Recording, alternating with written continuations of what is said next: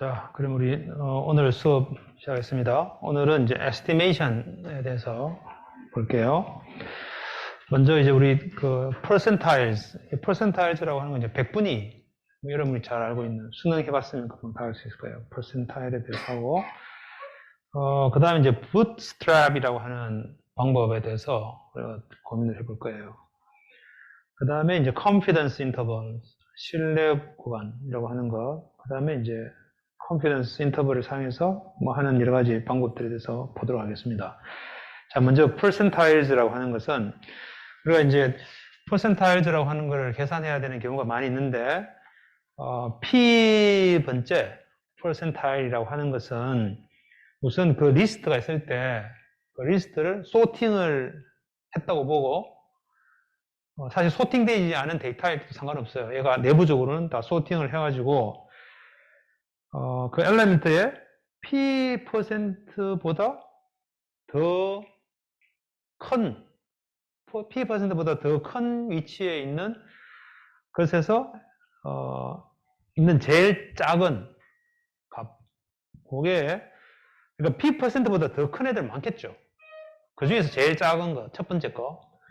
걔가 이제 p번째 퍼센타일이다. 이렇게 정의를 했어요. 왜냐하면 정확하게 P번째라고 하는 게, P%번째라고 하는 게 없기 때문에.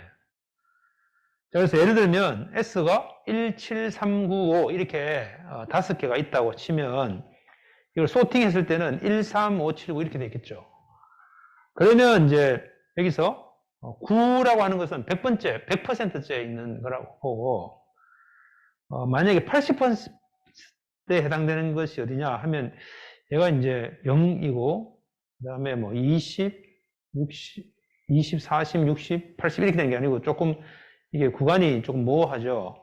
그래서 이걸 어떻게 계산하면 80%째 해당되는 이 S의 80%에 해당되는 100분위로 80분위에 해당되는 얘가 뭐냐 하면 얘가 7이다 이렇게 이제 나오는데 이게 이제 100분의 80 곱하기 이게 5개니까 5 하면 나오는 4. 이걸 우리가 순서로 네 번째에 있는 걸 하면 된다. 이렇게 이게 1, 2, 3, 4에서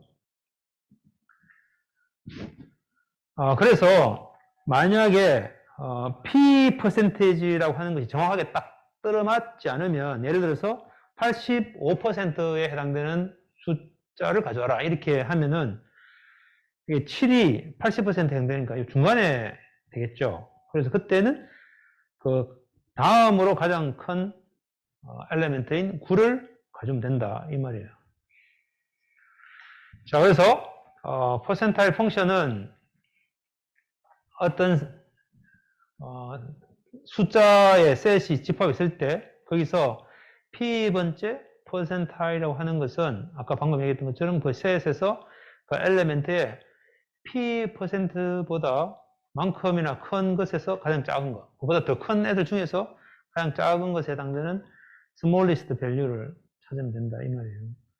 그래서 이게 우리가 데이터 사이언스 모듈에서는 퍼센타일하고 퍼센트 P 주고 그 다음에 이제 그 배열 리스트를 주면 그러면 이제 거기서 항상 P번째 퍼센타일에 해당되는 것을 준다 이죠. P는 항상 0에서 100 사이라야 되고 그 다음에 이제 배열에서 P번째 퍼센타일의 것을 이제 이벨레이션 한다. 이거 조금 데모를 좀 보면 좀 쉽게 할 수 있을 거예요. 갑자기 이게 많이 어둡네요. 자, 그래서 먼저 이 43, 20, 51, 7, 28, 34 이렇게 해서 이렇게 되어 있는 배열을 가지고 우리 X를 구하고 그럼 이걸 우리가 소팅을 먼저 해보면 7, 20, 28, 34 이렇게 되죠. 그러면 이제 요거를 np.a range 해서 1부터 7까지 하면 이게 1, 2, 3, 4, 5, 6까지 되죠. 1부터 7까지 하면 7은 포함 안 되고 6까지죠. 1부터 6까지. 얘를 length x, length a가 6이니까 6분의 1, 얘가 6분의 1, 얘가 6분의 2, 6분의 3, 6분의 4, 6분의 5, 6분의 6 이렇게 되겠지. 그래서 곱하기 100 하면 얘가 16.67%에 해당되는 게 7이고 33.3% 얘가 50% 그다음에 얘가 66.6% 이렇게 되니까 결국 55%라고 하면 우리가 원하는 것은 34가 되겠지. 그죠? 자, 그래서 우리가 이제 np.sort x 해가지고 아이템의 세 번째 이렇게 하면 우리가 원하는 34가 나온다. 그죠? 그래서 얘를 우리가 퍼센타일 해서 55%에 해당되는 x에서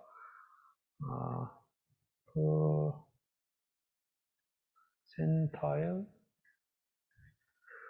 가지고 55%에 해당되는 걸 찾아라 하면 얘가 알아서 34를 찾아요.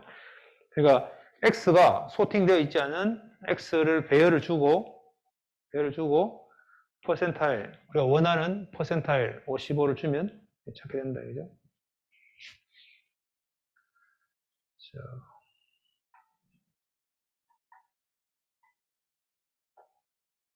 그래서 처음에는 좀 이게 헷갈리는데 S가 15739일 때 퍼센타일 10S 아까 우리가 얘가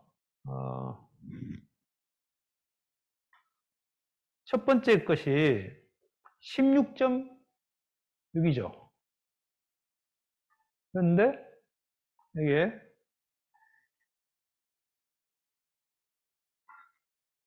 퍼센타일에 S에 10 하면 0 나와요?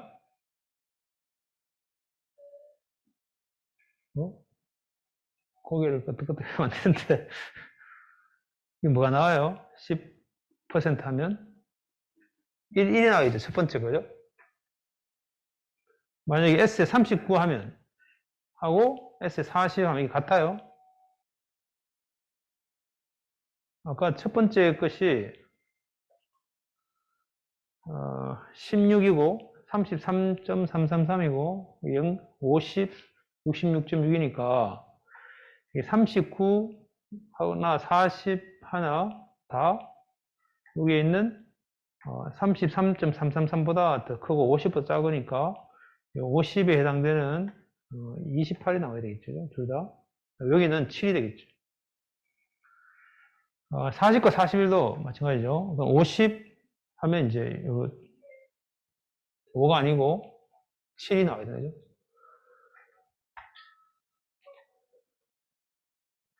자, 그래서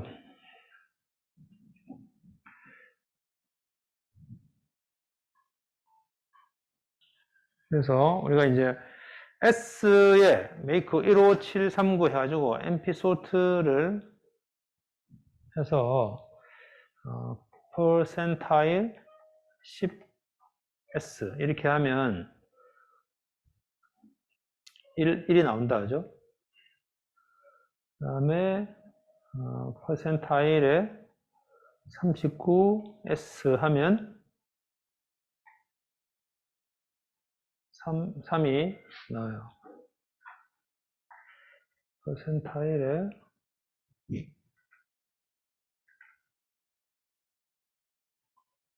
40을 하면 3이 나오지. 41을 하면 5가 나오지. 아까 이게 우리 지금 이건 5개 있잖아. 5개가 아까하고 좀 다르네. 그러니까 요거를 하려면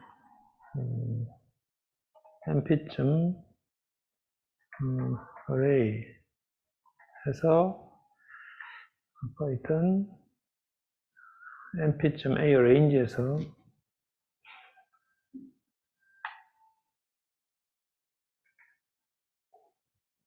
여기까지 이렇게 해야 되지. X 아니고 S. 그래서 20, 40, 60, 80, 100 이렇게 해야 되는 거죠. 그 상태에서 그러니까 39하고 40에서 바뀌어요. 40에서 40에서 자, 뭐 이렇게 해서 이제 뭐 퍼센타일은 조금 익숙진 않은데 하면 되는데 그래서 T는 table with column 그래서 퍼센타일 하고 np.a range 0에서 100일 하면 0부터 100까지에 대해서 실제 퍼센타일을 어떻게 되는지를 한번 볼게요. t는 t.with column 해서 s라고 하는 값에다가 퍼센타일에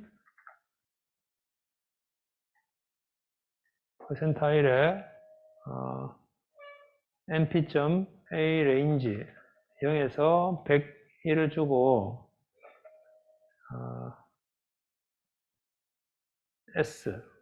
S가 지금 S가 이렇게 있어요. 1, 3, 5, 7, 9 이렇게 5개만 있을 때 얘가 20, 40, 60, 80, 100이니까 실제로 이제 퍼센타일에 0에 S 하면은 답이 1이 나오겠지, 그죠? S 하면 1, 5, 7, 3, 9인데 0 하면 S를 넣으면 퍼센타일 하면 1이 나오겠죠. 만약에 1 넣으면 역시 1 나오겠죠. 그래서 어디까지 되는가 하면 20보다 작은 값이 들어가면 1이 나왔다가 20이 되면 5로 넘어가겠죠. 그래서 그거를 실제로 어떻게 되는지 보면 T 스캐터 해가지고 퍼센타일 그래서 플롯 x틱 사실은 t에 스캐터에서 퍼센타일 해가지고 하면은 이렇게 나와요. 이렇게 0에서 퍼센타일 0에서 20까지는 1이 나왔다가 21 되는 그 시점에 3이 되는 거예요. 그래서 얘를 plot.xtics 해서 np.flow np.arange 0에 length s에 곱하기 더하기 1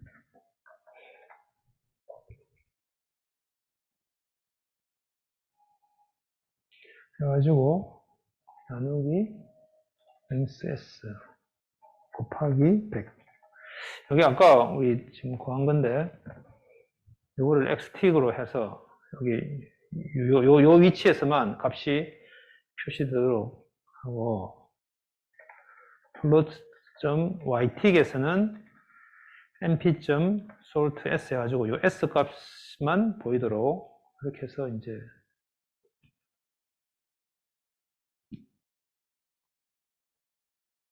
여기에 세미콜론을 넣으면 자 이렇게 되죠. 그래서 0, 20, 40, 60, 80, 100 요 사이에 대해서 1, 요 사이에는 1이고 퍼센타일에 21부터 40까지는 3이 나오고 여기서 여기까지는 5, 7, 9 이렇게 나오도록 하는 거예요. 얘가.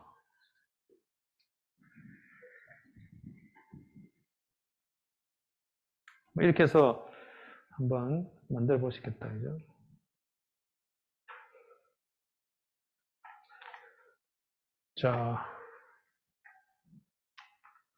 자, 어쨌든 우리가 이제 이거 다 애니메이션이 하나도 안 들어가 있네.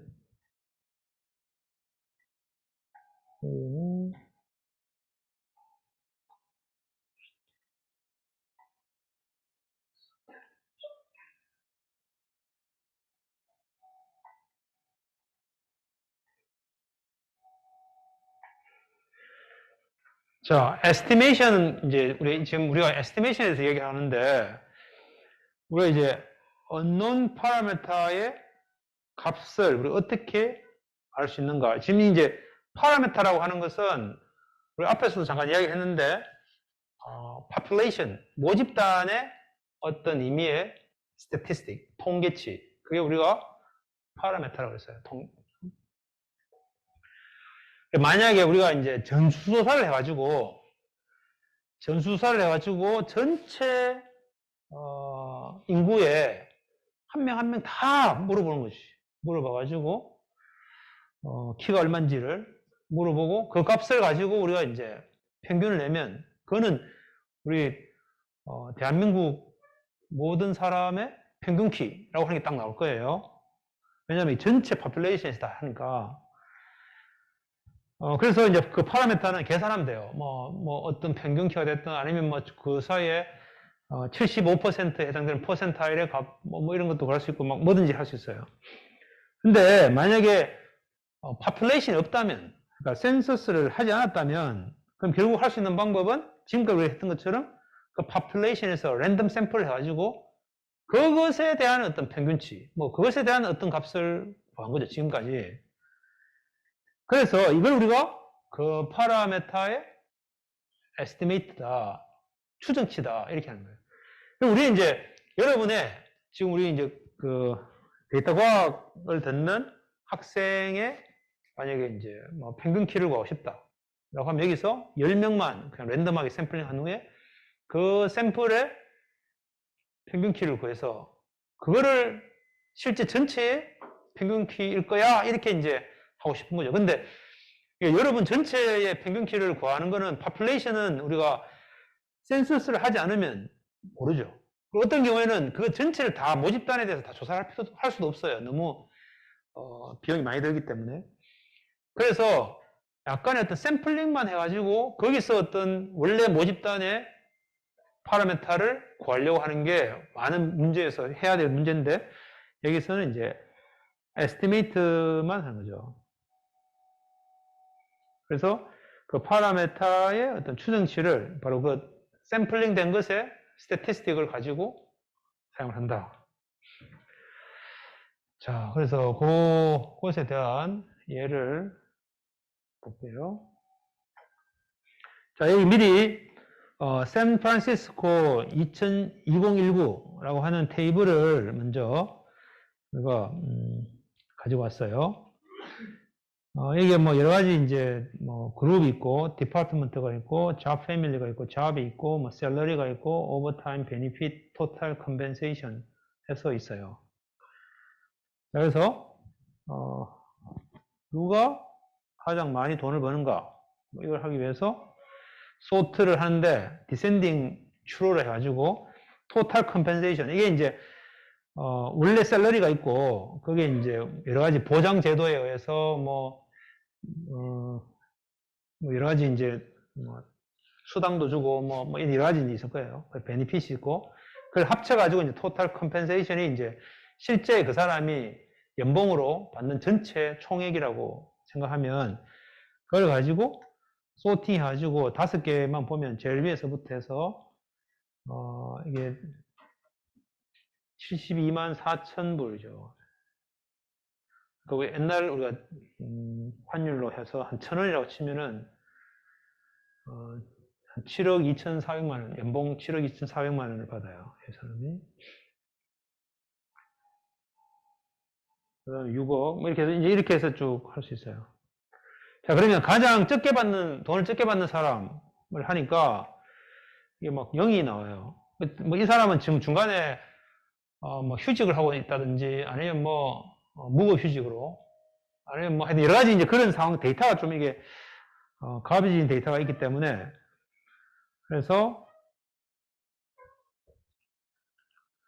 시간당 15불 그 다음에 일주일에 20시간 그래서 50주 이렇게 해서 미니멈 샐러리를 구해가지고 그것보다 더 큰 값만 이 샐러리가 그것보다 더 큰 값만 뽑아가지고 그래서 다시 구했어요.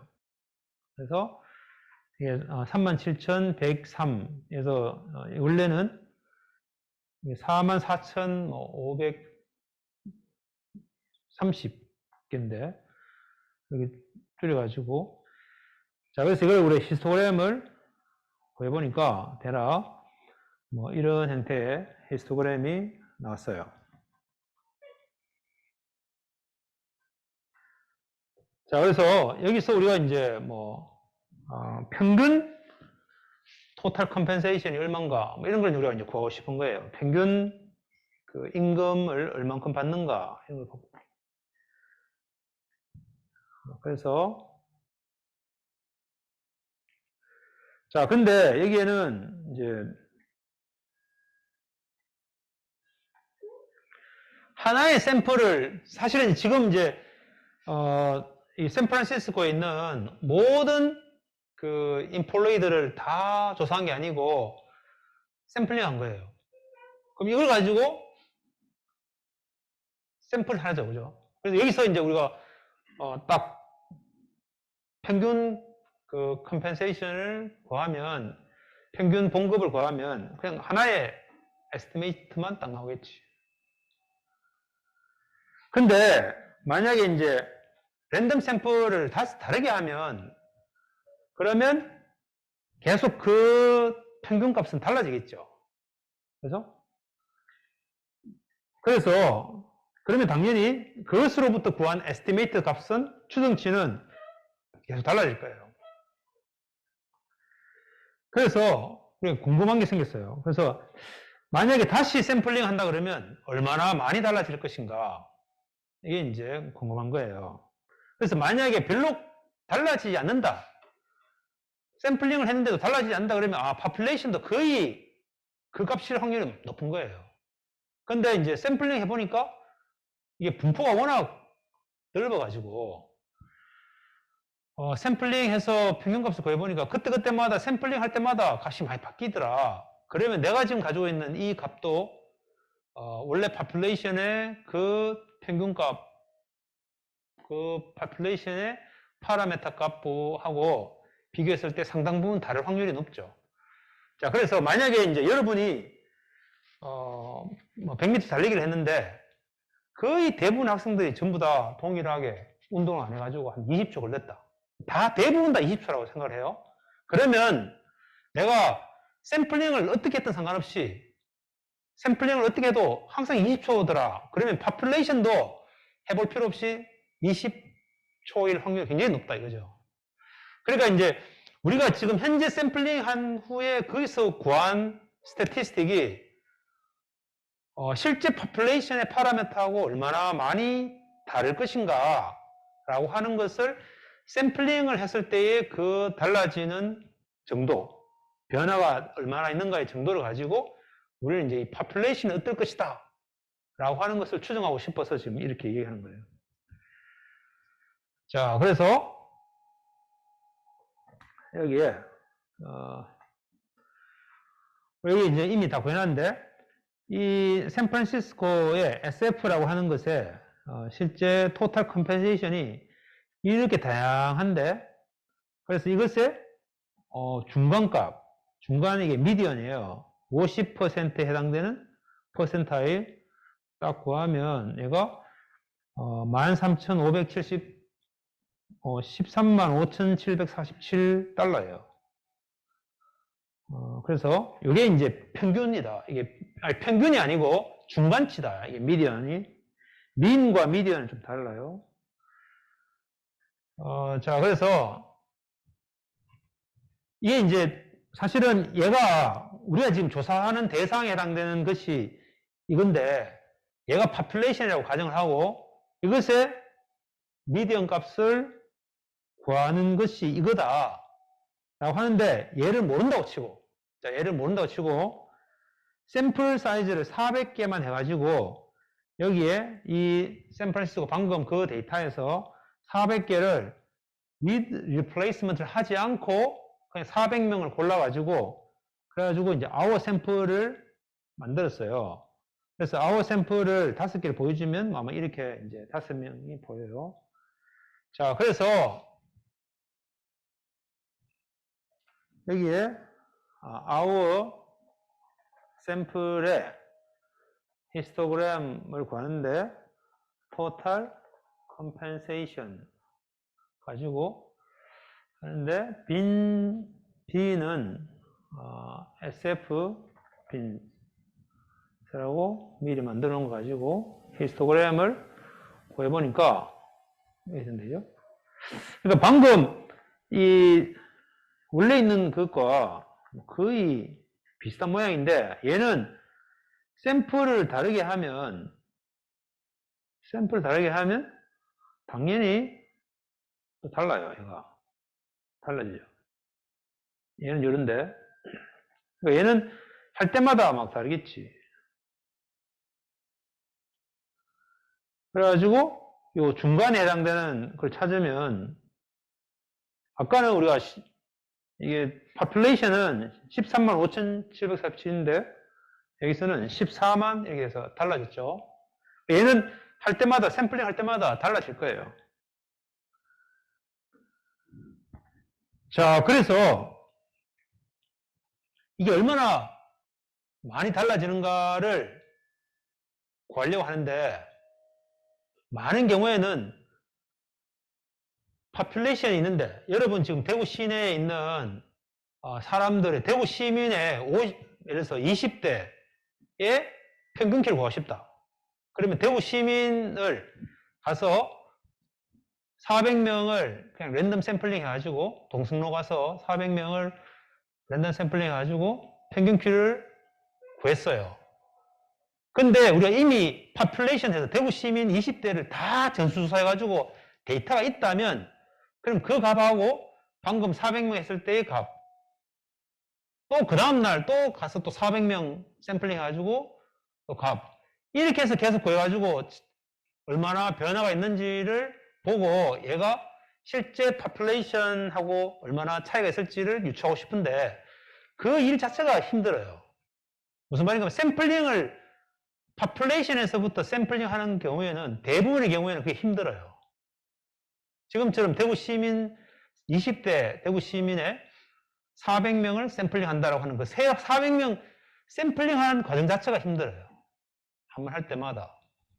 그래서 우리는 여기에 population을 다시 되돌아가지고 거기서 샘플링 하는 것을 하지 말고 그럼 어떻게 방금처럼 이렇게 이제 샘플링 했을 때 그 population의 파라메타와 방금 샘플링 했을 때의 결과하고 베리에이션이 많구나라고 하는 것을 어떻게 하면 구할 수 있을까? population에서 출발하지 않고 그게 우리가 지금 이제 원하는 거예요.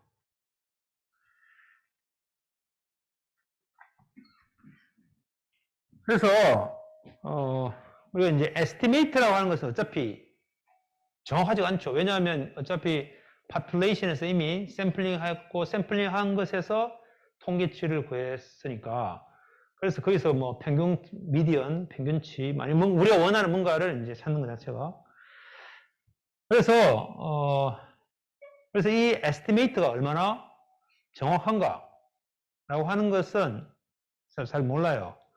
그래서 만약에 센서스가 이미 있다 하면은 그럼 이걸 이제 방금 에스티메이트 한 거하고 원래 그 전체 population의 파라메타하고 비교를 해가지고 쉽게 알 수 있는데 그렇지가 않다 이거죠.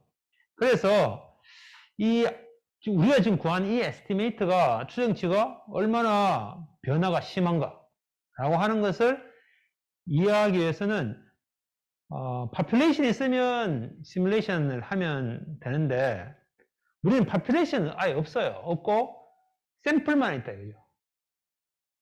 그럴 때 그러면 이제 어떻게 하는가?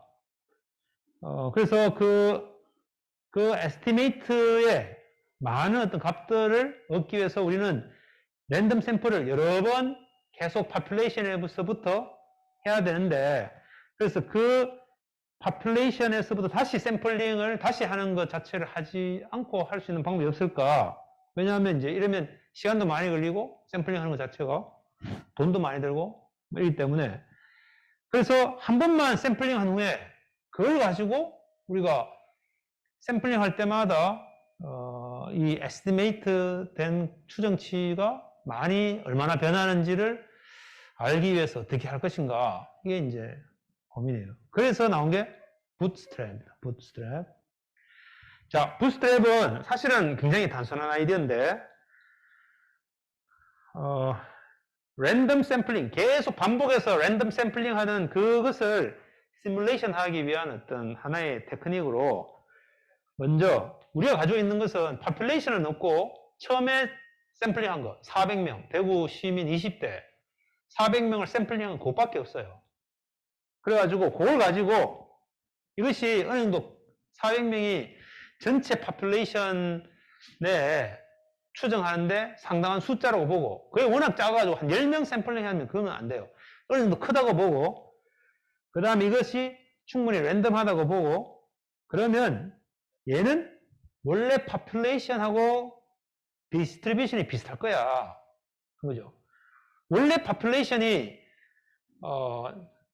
20대의 평균 키가 있고, 그 다음에 그 파퓰레이션이 굉장히 디스트리뷰션이 좁다면, 그러면 샘플링 된 것도 좁을 것이다. 근데 만약에 이제 넓다면 샘플링도 굉장히 다양하게 넓은 분포로 가질 것이다. 이렇게 이제 가정을 하는 거예요. 그래가지고 샘플링을 다시 하는데 파퓰레이션에서 하지 않고 그냥 처음에 우리가 400명 뽑은 그 오리지널 샘플에서 랜덤하게 샘플을 하자. 물론 이렇게 했을 때는 파퓰레이션에 샘플링하고는 많이 다를 거예요. 그래서 원래 우리가 파퓰레이션이 있는데 이게 우리가 원하는 거예요. 우리가 항상 지금 샘플링 했을 때 우리가 얻으려고 하는 여러 가지 어떤 통계치들은 전부 파퓰레이션의 것을 알고 싶어요. 전수조사 했을 때의 그 결과를 알고 싶은데 우리는 샘플 가지고 하는 거죠. 그래서 우리가 가지고 있는 모든 거는 그냥 랜덤 샘플 한 거, 그거 하나가 있고, 그리고 우리는 알아요. 이 샘플이라고 하는 것은 실제 파퓰레이션에서부터 샘플링 했기 때문에 여기서 얻는 것은 항상 다를 수 있다. 그래서 원래 파퓰레이션하고는 많이 달라질 수 있다. 그래서 이제 그걸 우리가 또 알고 싶고, 그래가지고 얼마나 달라지는지 그걸 알고 싶어서 이 샘플을 기준으로 해가지고 우리가 그 얼마나 달라지는지를 알 수 있는 방법이 없을까. 그래서 이걸 계속 새롭게 파퓰레이션부터 샘플 하지 않고 비용이 많이 드니까 이 샘플을 이용하자. 그죠? 그래서 이 샘플에서 다시 리샘플링 하는 거예요.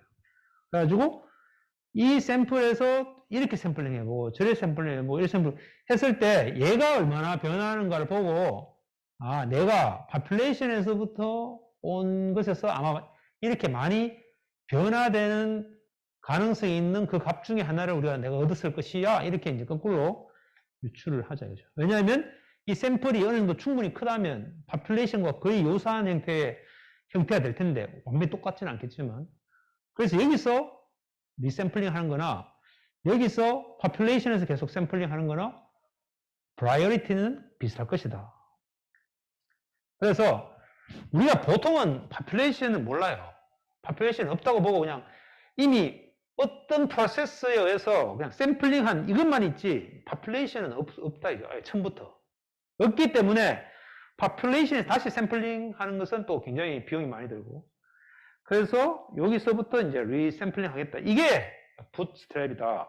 부트스트랩은 다른 게 아니고 파퓰레이션에서 샘플링 매번 하는 게 아니고 처음 샘플링 한 것에서 다시 리샘플링 해가지고 이 파퓰레이션의 그 파라메타의 에스티메이트 추정치가 얼마나 값이 많이 바뀔 것인가, 변화가 심할 것인가 라고 하는 것을 추정하는 그 프로세스를 우리는 부트스트랩이다.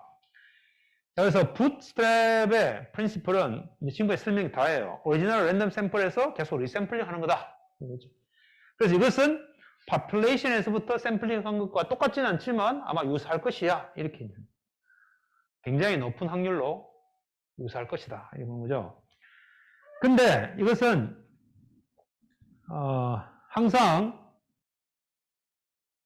그걸 만족할 수는 없지만, 그렇지만 만약에 오리지널 랜덤 샘플이 충분히 크다면 많은 파라메타를 에스티메이션 할 때마다 이 부트스트랩 방법을 쓰면 어느 정도 리즈너블한 값을 우리는 얻을 수가 있다. 이런 거예요. 자, 근데 리샘플에서 키는 오리지널 샘플에서 랜덤하게 또 리플레이스먼트를 하면서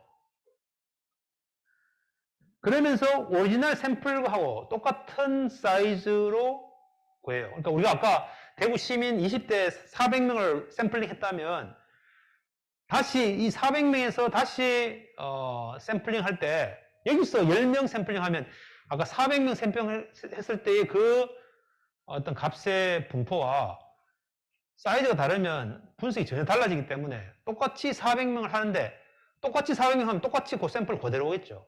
그러니까 이제 with replacement로 400명을 샘플링 하는 거예요. 그래서 여기서 키는 우리가 앞에서 우리가 퍼뮤테이션 할 때도 똑같았는데 새로운 샘플의 사이즈가 항상 원래 오리지널하고 같아야지만 우리 그것으로부터 추정한 에스티메이트가 서로 비교가 가능하다. 다만 이제 리플레이스먼트에 있어서 약간은 달라질 거예요. 달라질. 그래서 먼저 부트스트랩 프로세스는 하나의 랜덤 샘플이 있어요. 그래서 얘가 완전히 모르는 파퓰레이션이 모르지만 얘를 우리가 오리지널 샘플이라고 보고 여기서 다시 오리지널 샘플의 임프리컬 디스트리뷰션이 파퓰레이션하고 똑같을 거라고 이제 가정한 상태에서 부스트랩 샘플을 리샘플링 해가지고 또 에스티메이트하고 리샘플링 해가지고 에스티메이트하고 그래서 이 에스티메이트 한 것이 얼마나 베리에이션이 있는가를 가지고 우리가 하겠다. 계속 반복되게 우리 얘기를 하는데 자 그래서 자 샘플을 랜덤하게 오리지널 샘플에서부터 계속 리플레이스먼트를 하면서 같은 사이즈로 샘플링 한다. 자 그래서 아까 our 샘플이라는 것이 아까 벌써 여기서 샘플을 했죠. 그죠? 원래 파퓰레이션이 이게 아까 37,000개가 파퓰레이션이라고 보고 그 37,000개에서 400개를 샘플링 했어요. 그래서 이게 원래 있던 이 파퓰레이션을 사실은 모르는데 우리는 알고 있으니까 확인하지만 모른다고 치고 여기 나오는 이 디스트리뷰션이 아마 파퓰레이션하고 비슷할 것이야 하고 여기서부터 우리 이제 샘플을 하는데 여기 샘플에 우리가 지난 시간에 했던 것처럼 여기에 아무것도 안 주면 리플레이스먼트를 하는 거죠. 퍼뮤테이션 할 때는 여기다가 with replacement 뭐를 replacement를 false로 해야지 될 거고 그리고 그냥 개수를 안 주면 동일한 개수만큼 샘플링 하죠. 그렇게 해서 다시 분포를 구했어요. 그러니까 이 분포는 여기에 있는 이 분포하고 당연히 다를 거예요. 왜냐하면 여기서부터 리플레이스먼트 하면서 동일한 개수 400개를 다시 샘플링 했으니까. 다만 얘는 저것의 어떤 프라이어리티에 따라서 달라져요. 아까 여기 이런 데이터가 있어요. 계속 달라지죠. 그래서 이렇게 해서 여기에 미디언 값이 얼마나 많이 바뀌는가 이걸 우리가 보려고 하는 거예요. 자 그래서 부트스트랩 샘플 방금 구한 리샘플링 한 것에서 토탈 컴펜세이션 컬럼 해가지고 그것에 50%에 해당되는 퍼센타일을 구하면 이게 이제 미디언 값이에요. 그래서 이거 139,154 나왔어요. 자 그래서 방금 구한 거를 우리가 이제 함수로 만들어 가지고 our sample이라고 하는 건 이미 있고 처음에 이제 400개를 파퓰레이션에서부터 샘플링한 our sample 있고 여기서 동일한 사이즈로 다시 리샘플링 해가지고 그것에 50%에 해당되는 값을 리턴하는 것을 one bootstrap median이라고 하는 함수를 정의하고 얘를 한번 하면 142,023 이렇게 나오고 또 한 번 더 하면 141,328 계속 이제 값이 137,200 이렇게 계속 바뀌죠.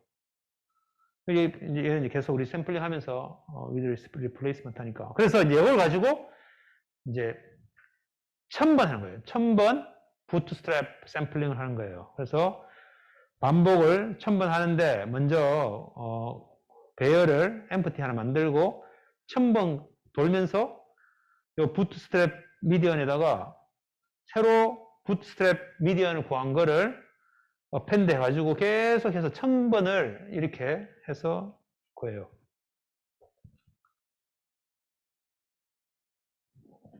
그래서 다 구했으면 이제 미디언을 1000번 구한 거죠. 리샘플링 하면서 부트스트랩으로.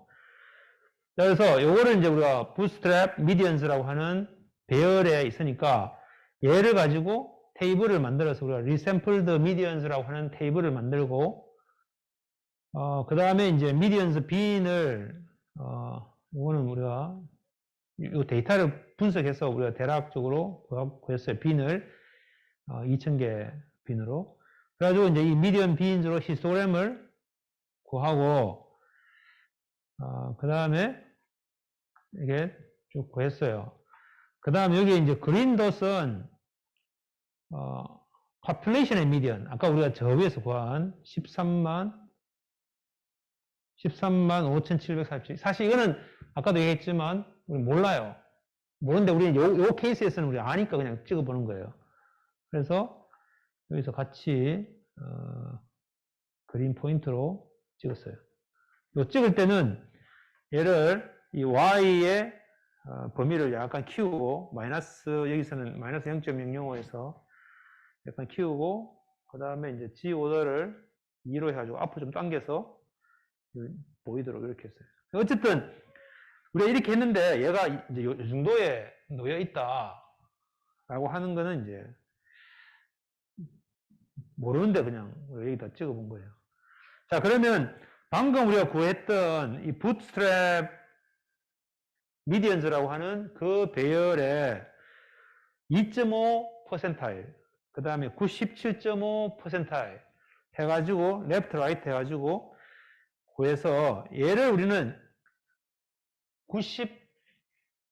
이게 2.5% 빼고 2.5% 이쪽에서 빼니까 중간에 95%의 구간 안에 구간이 얼마인가 보니까 이렇게 해서 부스트래핑 해가지고 1000개를 뽑아서 그 미디언의 90% 구간이 대략 13만 2616에서 13만 5388 사이다 이죠. 자, 그래서 이 리샘플드 미디언 아까 여기 있죠. 여기서 여기 요 방금 구한 요 95%의 구간을 보면 대략 노란색 구간 안에 있죠. 그죠? 자, 그래서 우리가 사실 이제 population은 몰라요. population은 우리가 population의 파라미터 요 녹색은 모르는데 우리 알기 때문에 찍었지만 모른다고 치고 어쨌든 우리가 리샘플링 해가지고 해보니까 이런 값도 나오고 이런 값도 나오고 이런 값도 나오고 이렇게 값도 나오는데 어쨌든 여기 있는 값들이 우연찮게도 많이 나왔고 그래서 여기서 우리가 1000번 했을 때 한 950번은 대략 이 노란색 구간에 항상 포함된다. 이렇게 우리가 예측할 수 있는 거죠. 그러면 거꾸로 population의 에서의 그 평균치는 미디언은 우리가 이 리샘플링 해가지고 부스트랩으로 해서 구한 여기서 대략 95% 정도의 확률로 요 안에 포함될 거야. 이렇게 우리가 거꾸로 추정해 볼 수가 있겠다. 자, 그래서 여기 보면 이제 T라고 하는 것을 주면 T라는 걸 주면 그 T에서 토탈 컴펜세이션이라고 하는 컬럼에 퍼센타일 50이라는 거를 찍어주는 그거를 하나 만들어 가지고 미디언 컴펜세이션 해서 미디언 컴펜세이션 하면 13만 5,740 이게 SF가 아까 population이라고 했으니까 population의 미디언 값을 구한 함수를 우리가 만들어 가지고 사용해 볼 수 있겠어요. 자, 그래서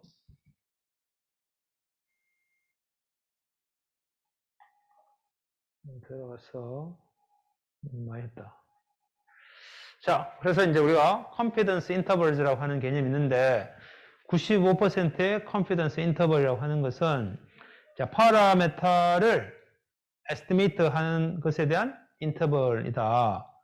근데 랜덤 샘플을 해가지고 그 confidence 레벨이 95%다.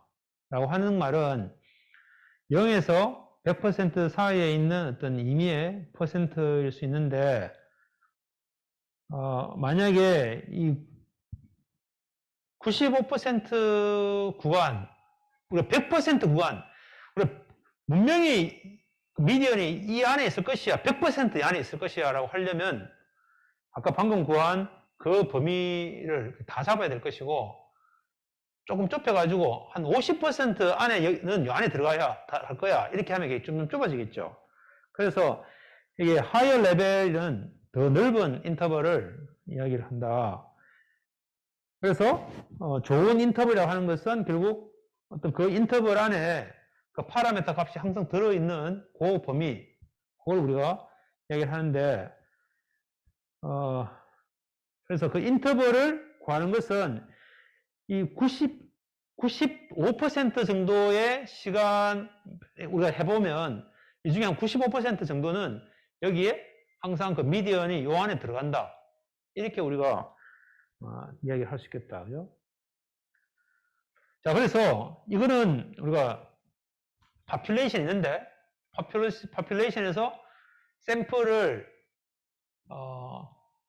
해가지고 이것에 미디언의 95% 인터벌로 찍은 것이 이런 노란색이다. 그죠?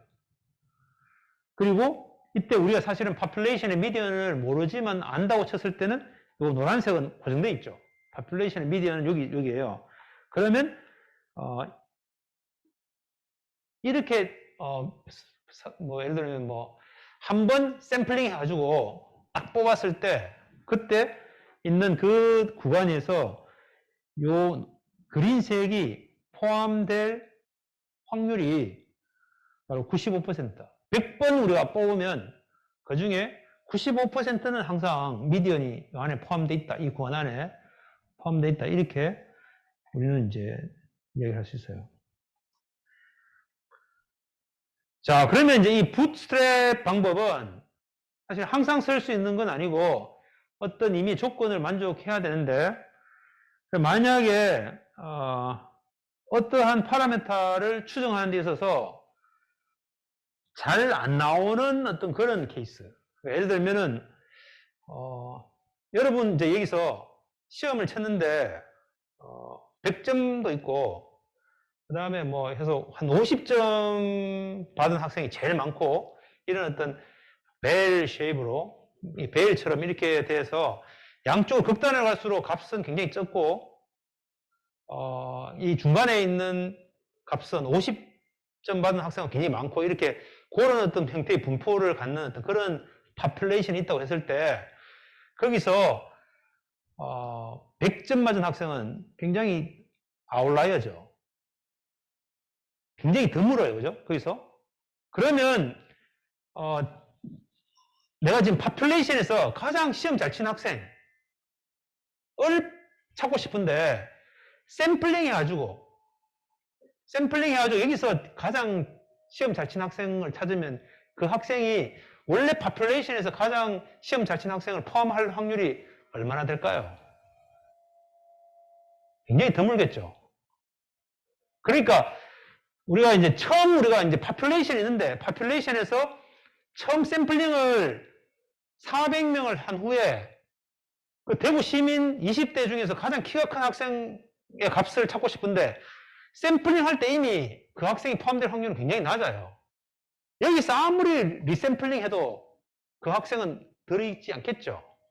그래서 부트스트랩이라고 하는 것은 그 파라메타, 파퓰레이션에서 그 파라메타라고 하는 것 자체가 많이 나오지 않는 어떤 그런 분포상에서 드문 어떤 값으로 기반으로 해서 만든 의미의 스태티스틱은 부트스트랩으로 해서는 당연히 안 된다. 그죠?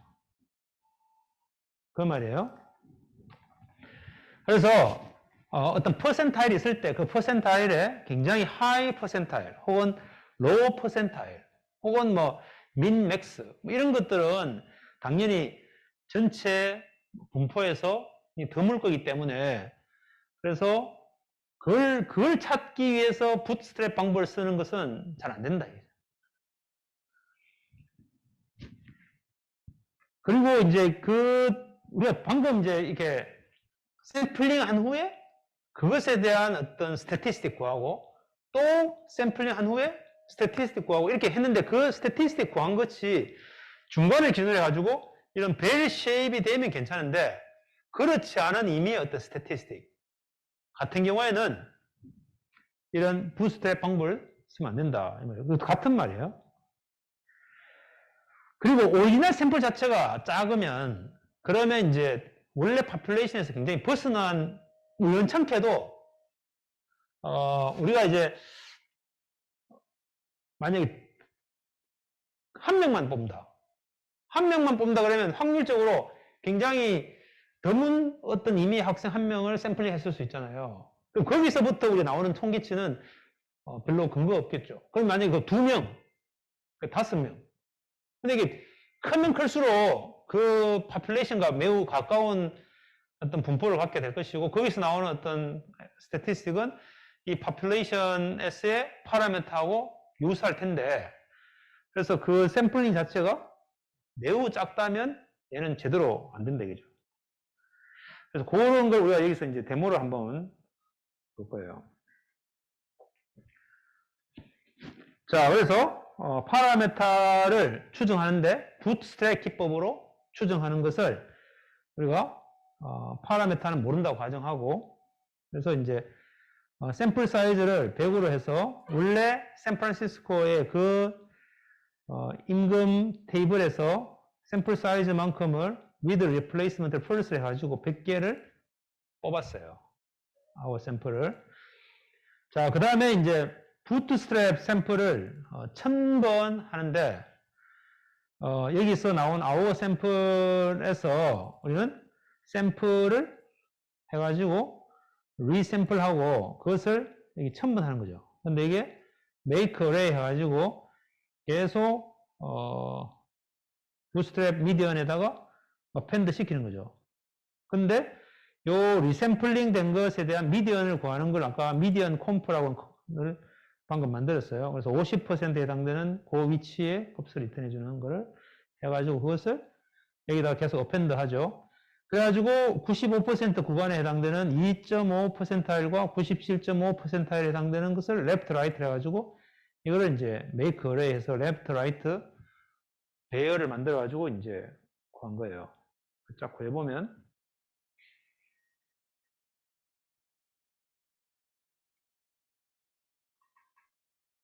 그러면 이렇게 해서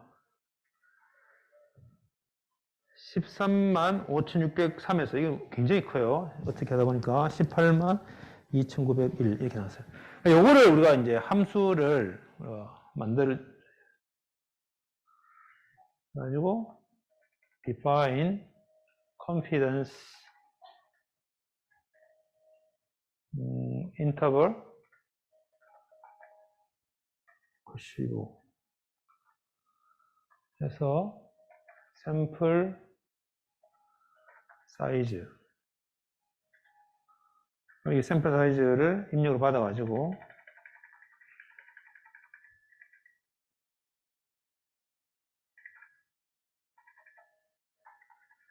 return 해서 이제 지금 방금 이 프로세스를 그냥 함수를 하나 만들었어요. 그래서 샘플 사이즈를 주고 아까 100이었죠 샘플 사이즈를 100을 주고 이 오리지널 파퓰레이션에서부터 샘플 해가지고 그걸 가지고 이제 1000번 쭉 한 후에 결과를 구했어요. 자, 그래서 이걸 함수로 해서 여기에 confidence interval 95 해서 100번 처음에 100개 샘플 받아가지고 하라 하면 이제 이렇게 나오죠. 이거는 이제 뭐 계속 달라져요. 어쨌든 이제 이렇게 해서 만들었어요. 자, 그래서 우리 이제 방금 그거를 활용해 가지고 테이블 컬럼 레이블이 K, 그 다음에 로어, 어퍼, 샘플 사이즈 이렇게 해서 이제 테이블을 하나 만드는데, 먼저 N은 100, 400 이 두 개 중에 하나 하는 거예요. 샘플 사이즈를 100개 한번 하고 400개일 때 하는데, 요 N을 여기다 넣죠. 그래가지고 confidence interval 95에 N 해가지고 100번 넣어서 한 번 돌리고 400 넣어서 한 번 돌리는데, 이때 K는 샘플 사이즈가 100개일 때 그때 인터벌에 num rows 하는 거는 지금 현재 인터벌에 num rows 하면 이게 한 개죠. 한 개부터 지금 20개, 요 인터벌로 이제 20개를 K가 하면서 요 K에 숫자 K를 넣고 여기 인터벌 방금 구한 후에 인터벌즈라고 하는 테이블에 인터벌즈에 with row 해가지고 이제 row를 하나씩 추가했는데 20개를 K가 여기서부터 여기까지 20개를 만들어가지고 K 넣고 요 인터벌에서 구한 요 인터벌에 0부터 1까지 해서 하고 그때의 요 샘플 사이즈 N을 넣어가지고 20번 돌리고 N이 400일 때 또 20번 돌려가지고 총 40개의 거를 만들어요. 시간이 좀 걸리는데. 자, 그래서, 지금 이제 하려고 하는 것은 원래 있는 파퓰레이션에서 100개를 뽑아가지고 거기서, 인터벌 구하고, 그 다음에 또 하고. 계속 얘는 이제, population confidence interval 95라고 하는 것은 이 population에서도 계속 이제 뽑아가지고 하는 거예요.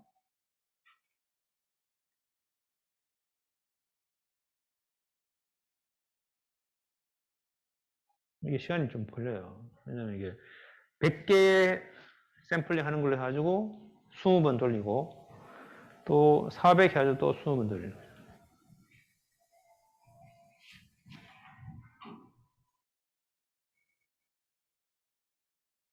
근데 얘가 부트스트랩을 하는 게 아니고 그냥 오리지널 파퓰레이션에서부터 그냥 가져와서 쓰는 거예요. 여기 보면은 샌프란시스코 오리지널 파퓰레이션에서부터 샘플을 해가지고 1000번을 부트스트래핑 하는 거죠. 또 파퓰레이션에서 가져와서 또 1000번을 또 부트스트래핑. 그렇게 해가지고 이제 인터벌을 하나 만드는 거예요. 그러니까 이게 지금 2번을 하는데 1000번을 20번 하니까 2만 번을 2번 하니까 4만 번을 지금 하는 거예요. 자, 그렇게 해서 이제 구했어요. 자, 그래서 K가 0부터 해서 쭉 로어, 어퍼, 샘플 사이즈 100개인데 이게 하나의 파퓰레이션에서부터 부트스트래핑 기법을 써서 인터벌 95%로 해가지고 한번 구하고 또 처음부터 파퓰레이션에서 100개를 샘플링 한 후에 그때부터 부트스트래핑으로 1000번 해가지고 또 95% 인터벌 만들고 이렇게 해서 20번을 만들고 그 다음에 샘플 사이즈 400개를 해가지고 또 20번을 했어요. 자, 그래서 나온 테이블이 이건데 intervals라고 하는 테이블에 K, lower, upper, sample size 있어요. 자, 그래서 intervals에 scatter 해서 lower하고 K하고 lower하고 K하고 두 개를 가지고 scatter plot을 하는 거예요. 근데 그때 그룹을 샘플 사이즈로 하니까 100이라고 하는 샘플 사이즈와 400이라는 샘플 사이즈 두 개의 그룹에 대해서 그림을 그려요. 자, 근데 이제 여기에 이 원래 오리지널 SF의 population의 50%에 대해서 이거는 우리가 정답치예요. population의 파라미터 정답지가 있어요. 이 정답지를 우리는 이제 플롯 하는데 요 true에서 0, true에서 intervals의 numRow까지 얘가 지금 numRow가 40개예요. 그죠? 20개, 20개. 여기서 40까지 녹색으로 이렇게 그림을 쭉 그려요. width를 3으로 해서 두께로 라인을 그리고 그 다음에 이제 플롯의 x틱을 12,000에서 12만에서 15만으로 해서 두 선을 긋고 그래서 로우의 intervals의 로우 그러니까 이게 지금 이제 요 하나에 대해서 그 로우에 해당되는 로우의 아이템의 로어가 우리가 원하는 truth보다 더 크거나 그러니까 truth가 이 로어보다 더 작은 거죠. 혹은 upper가 truth보다 더 작거나 이 말은 지금 여기서 요런 거예요. 요게 지금 요 구간인데 요 구간이 여기서부터 여기까지가 95% 인터벌인데 얘가 이게 우리가 정답지 있죠. 그림보다 더 작은 거예요. 높은 게 얘보다 더 작은 거죠. 혹은 반대로 위에 있으면 낮은 게 요거보다 더 낮거나. 자, 이렇게 할 거에는 컬러를 레드로 하고 아니면 블루로 해가지고 이 라인을 쭉 그린 거예요. 근데 이제 요 샘플이 하나는 100개인 샘플과 400개인 샘플이 있으니까 여기에 플러스에 플러스를 해서 요 점을 찍어요. 점을 찍는데 요 점이 이제 노란색 점과 까만색 점이 있는 거죠. 그 점은 이 로어와 그 다음에 K 그 다음에 upper와 K 해서 이제 요 컬러 이건 점이 아니고 요 라인이에요. 라인을 끈 거예요. 그래서 컬러가 레드 아니면 블루로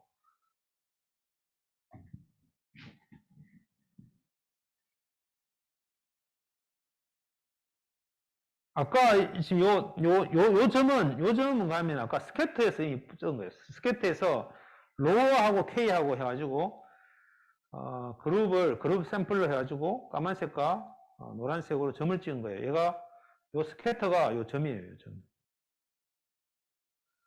자, 그래서 다시 그림을 그리면 이렇게 나와요. 아까는 좀 다르죠. 우리 새로 했으니까. 그래서 보면은 요 빨간색은 아예 요 95% 구분보다 요 파라미터가 포함이 안 된 거죠. 완전히 벗어나 있어요. 얘도 그렇고.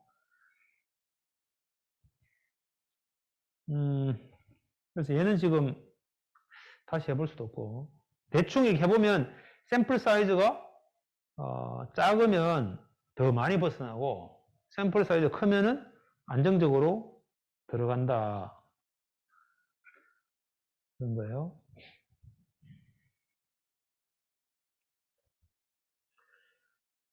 자, 그래서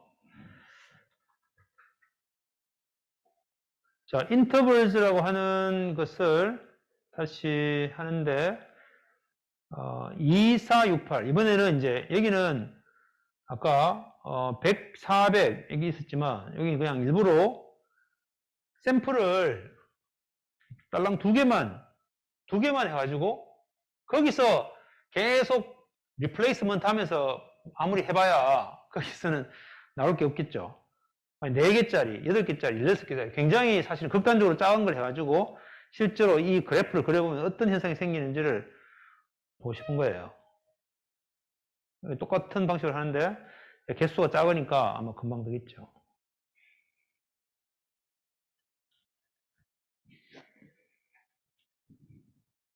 금방 되기보다는 얘가 샘플은 2개지만 안에서 내부적으로는 1000번 리플레이스먼트 하면서 2개에서 계속 1000번을 하다 보면 똑같은 데를 계속 반복적으로 할 수도 있고. 그래서 어쨌든 이제 로어와 어퍼가 굉장히 다양한 값을 가지고 있어요. 그래서 똑같은 방식으로 그림을 그려보면 자, 제일 밑에가 샘플 사이즈 2개일 때요. 그러니까 2개니까 우연찮게도 그 2개가 극단적인 2개일 수도 있고 그래서 여기 보면은 얘는 한 점처럼 했어요. 우연찮게도 동일한 애 2개가 이게 딱 들어온 거죠. 그럴 때는 이렇게 될 거예요. 얘도 극단적으로 있고. 그래서 빨간 애들이 요 밑에 있는 20개 그룹이 빨간 애들이 많아요. 하나, 둘, 셋, 넷, 다섯, 여섯, 일곱, 여덟. 20개 중에 8개가 이 벗어나는 거예요. 그 다음에 이제 요 4개짜리, 그 다음에 8개짜리, 그 다음에 16개짜리. 그러니까 그래서 요 샘플 사이즈가 클수록 이 컨피던스의 인터벌 구간이 좁아지면서 훨씬 더 이제 그 아웃라이어가 적다, 뭐 이런 거예요.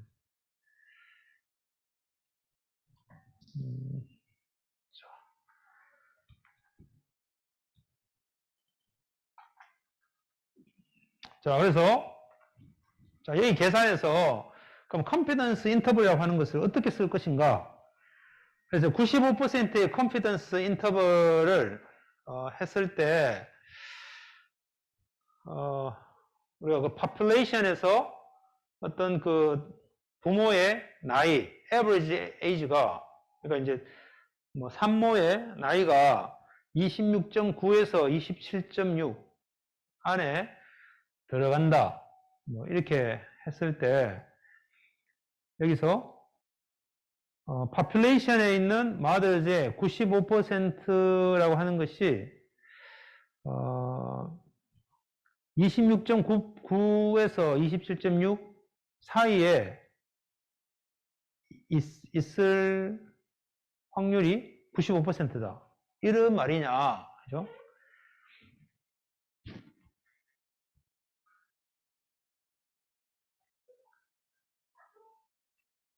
그러니까 이것은 무슨 말인가 하면, 그 population, 원래 있는 그 population에서, 여러 사람들 쭉 해서 보니까, average age가 26.9에서 27.6 안에 들어가는 게 95%다. 이 말이죠. 자, 그러면, 어떤 average age는 이미,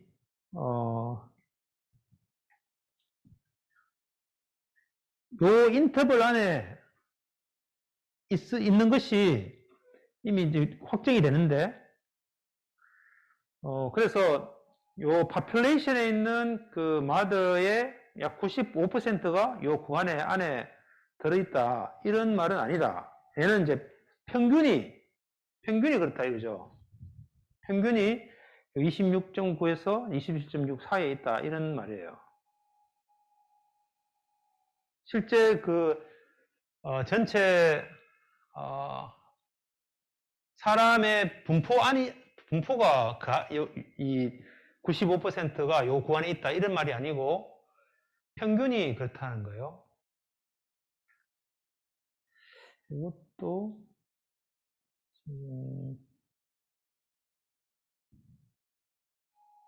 되고 있는데 이 시간이 많지 않네. 자, 이게 베이비라고 하는 새로 태어난 아기의 산모에 대한 샘플이 있는데 예를 보면은 이제 우리 지난번에 이게 했던 거예요. 이게 마터널 스모커라고 해가지고 이걸 우리가 마터널 에이지의 히스토그램 구하면 이렇게 되는데 여기서 평균 값은 27.228이라고 이미 딱 고정되어 있어요. 그럼 여기에 이것의 평균 값이 이렇다는 거지. 여기에 이제 분포가 이 분포에서 95%에 해당되는 범위 양쪽에서 끊어가지고 그것을 한 것과 실제 이 평균값하고는 조금 다를 수 있다, 그죠? 여기 이제 부스트랩 민을 구하는 거 함수를 앞에 거하고 똑같이 이 벌스에서 샘플링 해가지고 리샘플을 구하고 리샘플의 에버리지를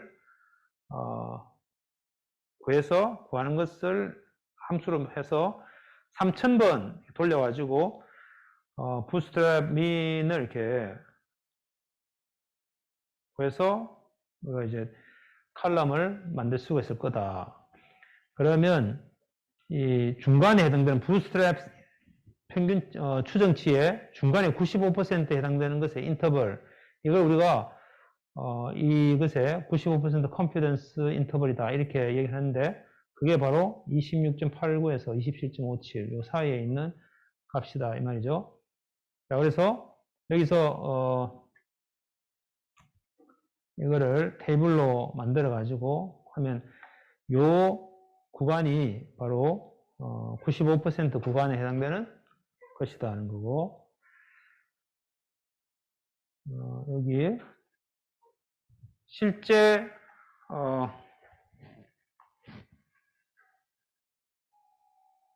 얘는 지금 이제 부스트랩에 해당되는 건데, 원래 있던 이걸 보면은 봐요.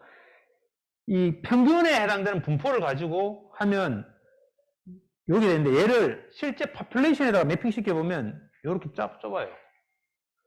그러니까 무슨 말인가 하면 여기서 샘플링을 해서 100명 샘플링 해가지고 그것의 평균값을 구했을 때 95%의 그러니까 다 여기에 속한다. 여기에 굉장히 좁은 영역에서 들어가기 때문에 파퓰레이션의 어떤 95% 분포라고 하는 게 아니고 평균이 이 안에 들어간다는 95%가 굉장히 좁은 영역이다. 요거를 여러분이 이해가 돼야 되겠습니다.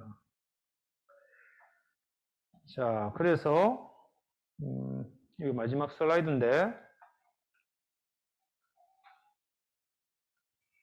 그래서 population의 mothers의 average age의 95% confidence interval이 26.9에서 27.6이다 라고 하는 것의 의미는